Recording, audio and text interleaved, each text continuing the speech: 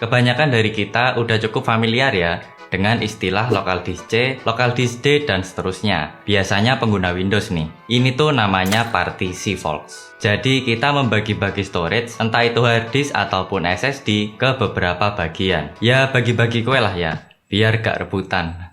Biasanya local disk C ini diisi dengan operating system, ya biasanya Windows ya. Kemudian diisi juga dengan aplikasi-aplikasi yang biasa kita pakai sehari-hari. Kemudian untuk local disk D biasanya diisi dengan data-data penting seperti kerjaan ataupun project. Bisa juga diisi dengan koleksi game-game kalian yang ada di library kalian. Yang banyak itu yang gak pernah kalian mainin. Sehari-hari cuma mabar, Valorant atau Apex Legends aja. Kalau dirasa masih kurang, kita bisa nambah lagi partisinya jadi local disk E ataupun seterusnya. Emangnya kenapa kok kita harus bagi-bagi storage kita ke beberapa partisi? Kenapa nggak sekalian pakai folder aja? Kan lebih praktis ya, tinggal klik new folder, lalu namai sesuai keinginan kita. Ya kurang lebih sama seperti yang gue bilang tadi ya, bagi-bagi kue lah, biar gak ada yang rebutan. Dengan membagi storage kita ke beberapa partisi, kita tuh bisa ngurangi yang namanya risiko kehilangan data. Kalau misalkan tiba-tiba Windows kita itu error, entah itu blue screen atau bahkan yang lebih parah lagi gak bisa masuk ke Windows, mau gak mau kita harus benerin Windowsnya. Dan cara paling praktis atau paling gampang itu biasanya kita tinggal factory reset aja atau install ulang Windowsnya, yang mana itu dia bakalan ngehapus data kita yang ada di partisi itu. Dan kalau kita cuma punya satu partisi aja, itu bakalan PR banget ya, karena semua data jadi satu dengan Windows. Sebenarnya bisa juga kita minta bantuan laptop teman atau PC teman untuk buka isi harddisk kita. Itu kalau bisa dibuka. Kalau kena kasus yang lebih berat lagi seperti kena virus, malware, ataupun ransomware, itu bisa jauh lebih sulit lagi untuk recovery datanya. Yang mana ini semua bisa bikin kita rugi cukup banyak. Apalagi kalau isinya itu adalah data-data penting untuk kerjaan kita. Yang cukup parah dulu itu sempat rame ya, kasus ransomware yang mana si isi harddisk kita itu dikunci oleh hackernya. Jadi kita gak bisa akses semua file yang ada di harddisk.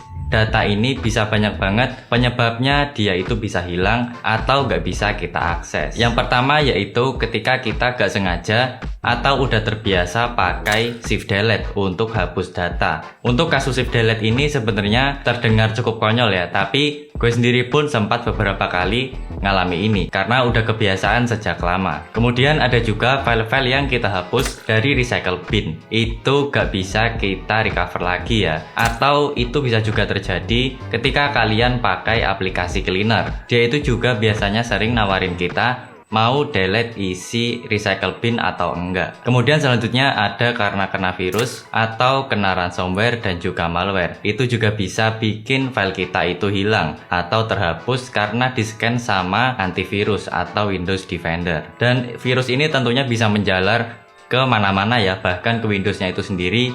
Bisa juga korup kalau kena virus atau ransomware yang cukup parah. Kemudian kalau kalian di rumah pasang CCTV dan juga mungkin di mobil kalian ada dashcam, itu juga bakalan bisa dihapus secara otomatis. Kalau storage kalian udah hampir penuh, itu udah jadi fitur otomatis yang ada di CCTV ataupun di dashcam yang ada di mobil kalian. Kemudian yang terakhir itu karena kita install ulang Windows, yang mana biasanya Windows itu bakalan menimpa atau mendelete semua file yang ada di partisi itu, lalu diisi dengan Windows yang baru lagi. Jangan sampai partisi yang lain itu kalian format ya, cukup format aja partisi yang mau kalian pasang Windows ya, jangan semuanya di delete, nanti data-data kalian malah ikutan hilang semua. Kemudian kita juga bisa lakukan pencegahan dengan cara mengurangi atau berhati-hati ketika kita download file sesuatu dari internet. Biasanya yang download bajakan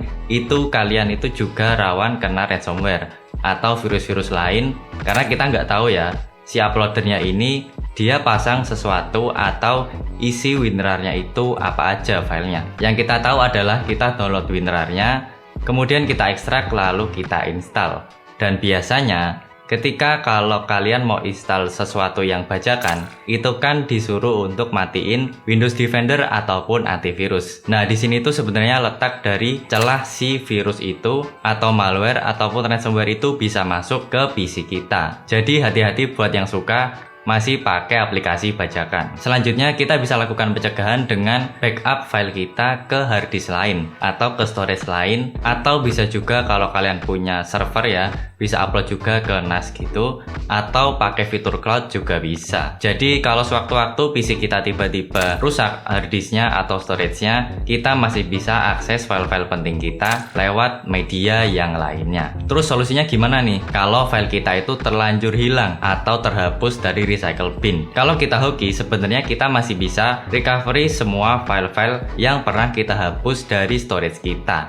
Tapi tentunya nggak 100% ya, karena gak semuanya itu bakalan tetap utuh. Dan untuk melakukan recovery ini, tentunya kita butuh aplikasi tambahan. Windows secara default itu gak bisa lakuin recovery. Dan di luar sana itu udah ada cukup banyak pilihan aplikasi untuk recovery. Salah satunya adalah AnyRecover ini. Aplikasi ini tersedia di banyak platform, mulai dari Windows, macOS, iOS, dan juga Android. Dan file yang bisa kita recovery itu gak cuma hard disk aja, tapi kita juga bisa recovery SSD dan juga storage yang ada di iPhone kita ataupun di HP Android kita. Bahkan memory card yang ada di dashcam kalian itu juga bisa di recovery, termasuk juga USB flash disk itu juga bisa kita recovery. Dan tentunya semua jenis file itu kita bisa recovery.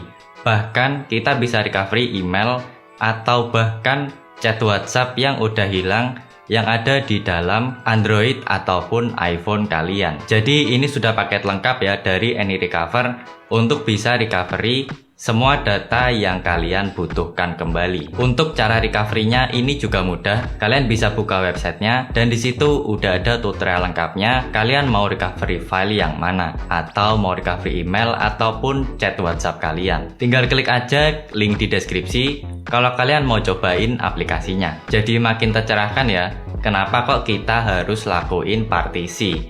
Dan buat kalian yang masih males bikin partisi, mulai sekarang segera bikin deh, sebelum kalian nanti nyesel ya. Jadi sekian dulu untuk video kali ini. See you on the next video.